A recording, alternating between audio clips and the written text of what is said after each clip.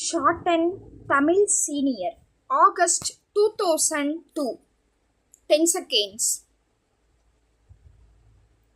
5 seconds. 2 seconds. Start. நண்பர்களே, இந்த கூட்டத்திற்கு வருகை தந்துள்ள உங்கள் அனைவரையும் வரவேற்பதிலும் தமிழக மக்களின் நலனுக்காக அரசு எடுத்து வரும் பல்வேறு நல திட்டங்கள் குறித்து உங்களிடையே பேசுவதிலும் நான் பெருமகிழ்ச்சி அடைகிறேன். மக்களின் இன்றியமையாத தேவைகளில் ஒன்றான வீட்டு வசதி என்பது அடிப்படை தேவை மட்டும் அல்லாது சமூக பொருளாதார வளர்ச்சியிலும் ஒரு முக்கிய அம்சம் ஆகும்.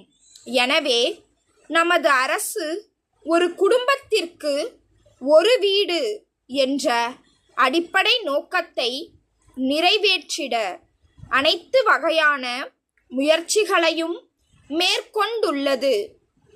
பெருகி வரும் மக்கள் தொகை காரணமாக வேலைவாய்ப்பு தேடிக்கொண்டு நகரங்களுக்கு குடிபெயரவும் மக்களின் எண்ணிக்கை நாளுக்கு நாள் அதிகரித்து வருகிறது.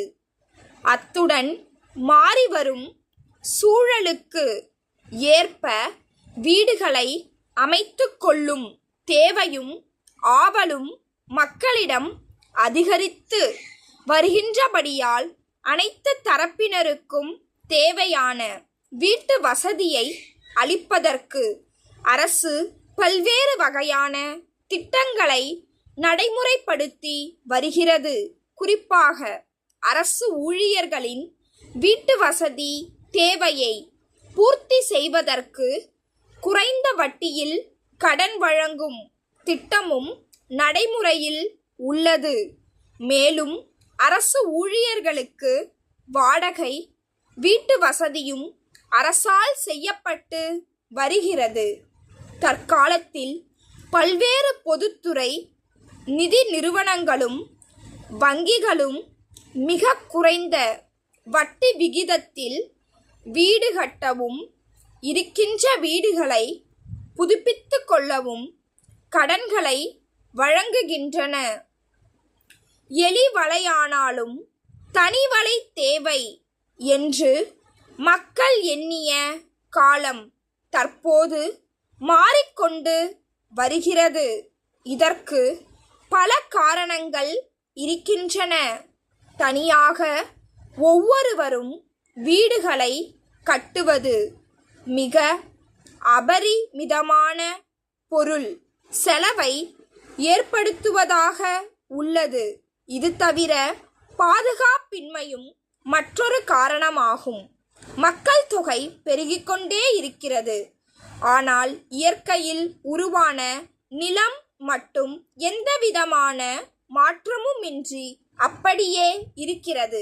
இதில் மனிதன் உயிர் வாழ அத்தியாவசிய தேவையான வேளாண் பொருட்களை உற்பத்தி செய்ய ஒரு பகுதியை வைத்துக் கொள்ள வேண்டி இருக்கிறது. ஒரு பகுதி நிலம் காடுகளாக இருக்கின்றது.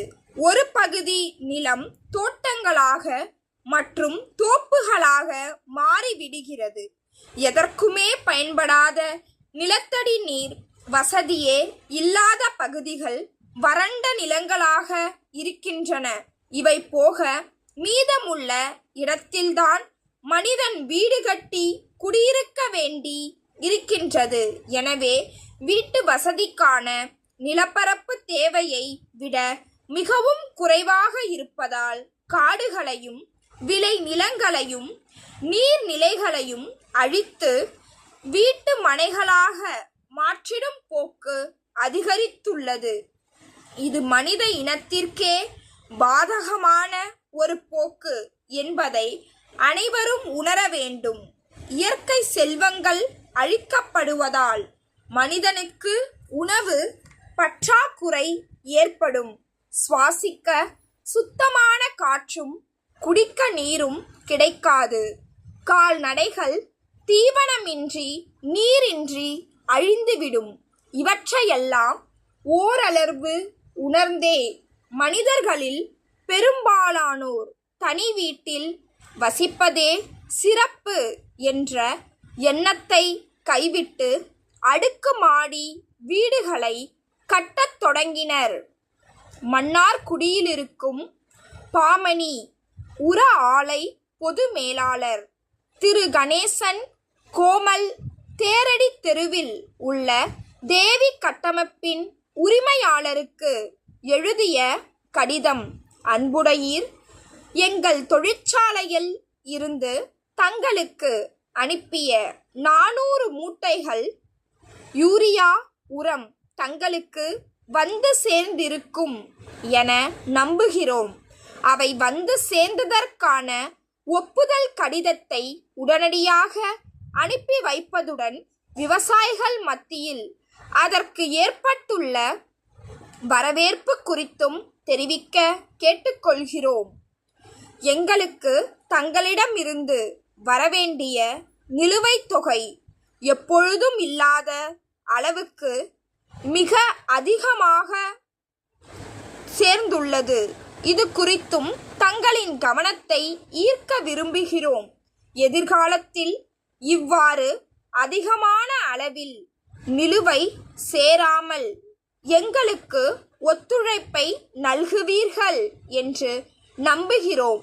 நமது நீடித்த வணிக தொடர்புக்கு பணம் ஒரு தடையாக இருந்துவிடக் கூடாது என்பதை வலியுறுத்த கடமைப்பட்டிருக்கிறோம். உங்கள் கருத்தும் அதுவாக இருக்கும் என்று நம்புகின்றோம். எதிர்காலத்தில் தாங்கள் கொள்முதல் செய்யும் பொருட்களுக்குரிய விலையினை விரைவாக வழங்கிட கேட்டுக்கொள்கிறோம். தங்கள் ஆதரவு என்றும் தொடர விரும்புகிறோம். தங்கள் நம்பிக்கையுள்ள stop. Please subscribe my channel.